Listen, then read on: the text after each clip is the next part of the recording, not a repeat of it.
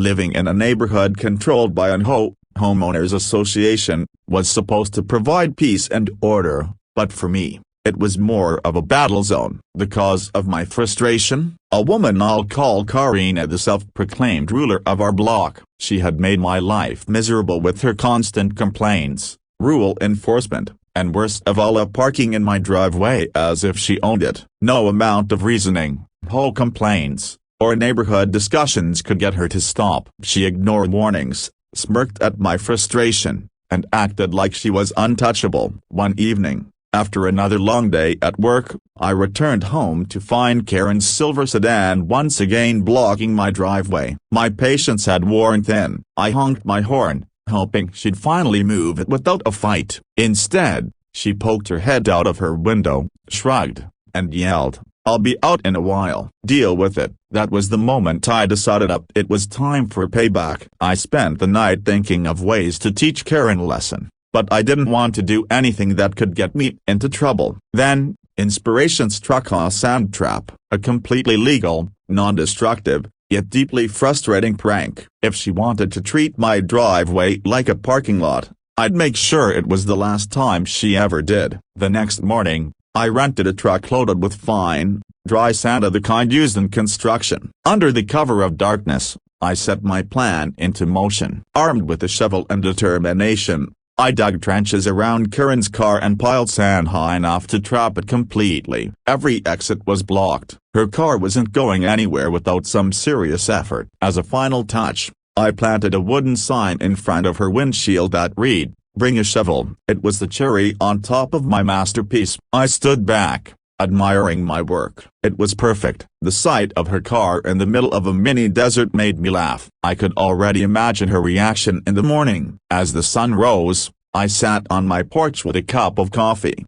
waiting. It didn't take long. Suddenly, a loud, frustrated scream pierced the peaceful morning air. Karen had discovered her predicament. I watched as she stomped outside in her pajamas, her face red with fury. She walked around her car, looking for a way out, but there was none. At first, she tried kicking the sand away with her foot, as if that would do anything. When that didn't work, she whipped out her phone, lightly calling the home. I smirked, knowing she was in for a rude awakening. This time, they weren't on her side. She had broken the rules by parking in my driveway, and there was nothing they could do to help her. Realizing she had no backup, she turned toward my house, marching up my driveway with fury in her eyes. I met her at the top of my porch, calmly sipping my coffee. "Are you out of your mind? Get rid of this sand right now," she screeched, pointing at her trapped car. I smiled. "Oh, I'd love to, Karen. But you see,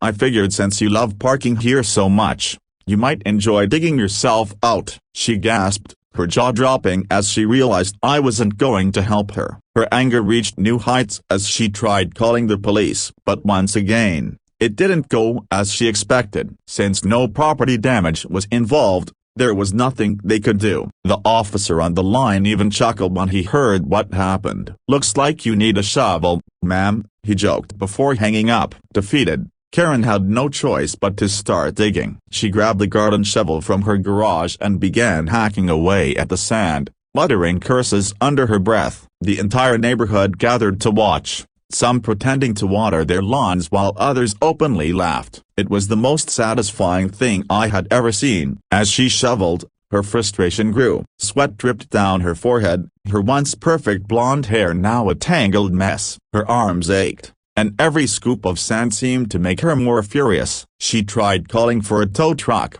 but they wouldn't come unless she cleared enough space for them to hook up the car. After 3 hours of digging, Karen finally managed to open her car door and climb inside. She turned the ignition and stepped on the gas, but her wheels spun helplessly in the loose sand. She was still stuck, her face contorted with rage as she realized she needed even more digging. Eventually, after another hour of struggling, the tow truck arrived. The driver took one look at the scene and burst out laughing. "Well, this is a first," he chuckled as he hooked up her car. It took another 30 minutes, but finally, Karen's car was free. As she drove away, Her face burned with humiliation. She didn't even look in my direction, but I could tell she had learned her lesson. That was the last time she ever parked in my driveway. From that day forward, she started parking at the farthest end of the street, as if afraid I might pull another stunt. The neighborhood never let her live it down, and the legend of the Karen sand trap became the greatest story on the block. Sometimes,